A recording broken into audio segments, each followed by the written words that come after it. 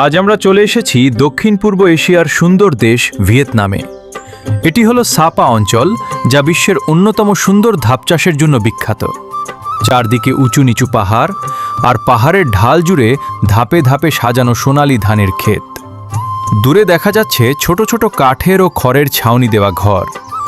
এখানকার মানুষ প্রজন্মের পর প্রজন্ম ধরে পাহাড় কেটে এই ধাপ চাষ তৈরি করেছেন।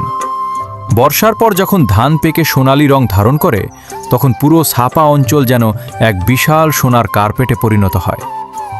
প্রতি বছর পৃথিবীর বিভিন্ন দেশ থেকে হাজার হাজার পর্যটক এই অপূর্ব দৃশ্য দেখতে এখানে আসেন।